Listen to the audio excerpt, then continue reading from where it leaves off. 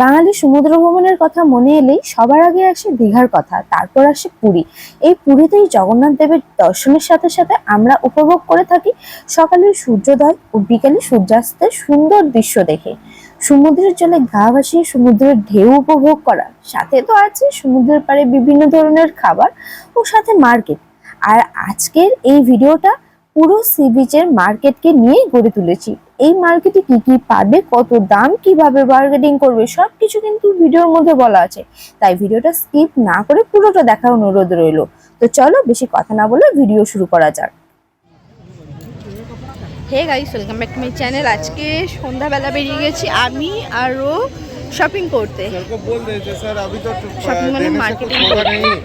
আসলে কি বলতো, এখানে মার্কেটটা এদিকে একটা রয়েছে, এটা বিচের মধ্যে রয়েছে, আরও একটা ওইদিকে রয়েছে হচ্ছে জগন্নাথ দেবের মন্দির যেদিকে আছে না সেদিকে রয়েছে। তো এখানে বার্গেনিং করে দেখি যে কেমন কি দাম রয়েছে সব জিনিসপত্র, তারপর ওদিকে যাবো। কারণ ওদিকটা আগে জিজ্ঞাসা করে এসেছি, এদিকটা এখনও জিজ্ঞাসা করা হয়নি। সেদিকটা আগে দেখে নিই, তারপর ওদিকটা যাব। তোমাকে মানে এখানে যদি কিছু কেনো না, তোমাকে বার্গেনিং করে নিতে হবে।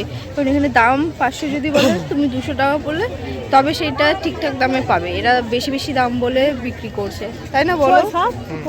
আমাদের একটা ভুল হয়ে গেছে, কি বলো তো, মায়ের জন্য আমি শাক নেবো বলেছিলাম, কিন্তু শাকটা যেদিন আমরা সেকেন্ড দিন বিকেলবেলা এসেছিলাম তখন বলছিল যে 100 টাকা করে শাক, মানে সমুদ্র থেকে তুলে নিয়ে এসেছে সেই সবে আর কি, জালের মধ্যেই ছিল। আজকে জিজ্ঞাসা করছি ওইগুলোই বলছে 350-400 টাকা করে। কারণ যারা তুলে নিয়ে এসেছে মাঝিরা, তারা নিয়ে এসে ওদের হয়তো বিক্রি করেছে, ওরা ওদের মতো করে দাম তো বেশি নেবেই। তাই জন্য ওরা, আমি ভাবছি যে সেদিনকে নিয়ে নিলেই ভালো হতো, আমরা ভুল করেছি, তাই না বলো? দেখবো। তাও কালকে আমাদের মানে বাড়ি ফেরার ডেট চলেই এসেছে, তো কালকে চলে যাব। কালকে যাওয়ার আগে বিকেলবেলা ভাবছি একবার আসবো, এসে দেখে নেব। চলো এখন যাই, দেখি কেমন কি আছে না আছে। এগুলো কিরকম দাম আছে?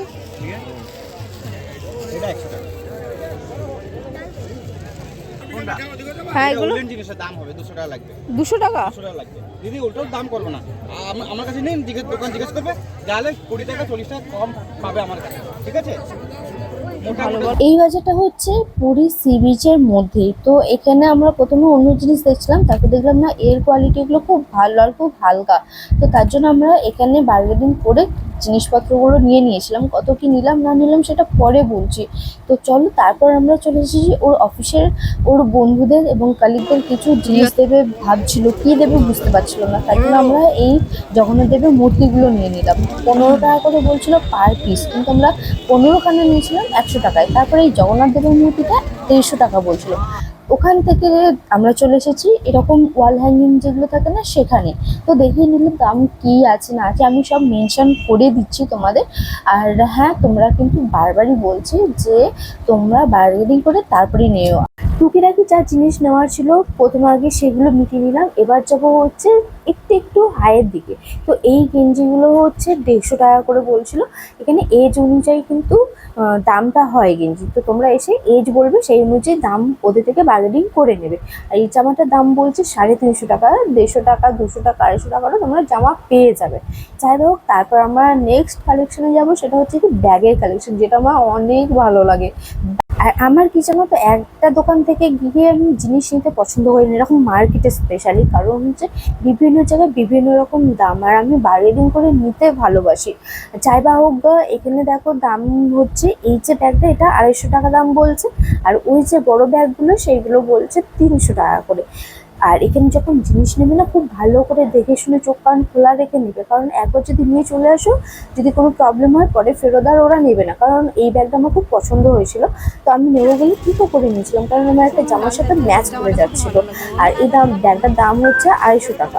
কিন্তু পরে দেখলাম একটা জায়গায় পুঁথি ওঠা রয়েছে, একটা পুঁথি উঠে গেলে না পুরো পুঁথি আস্তে আস্তে উঠতে শুরু করে দেবে। তাই ওই ব্যাগটা আমি নিইনি।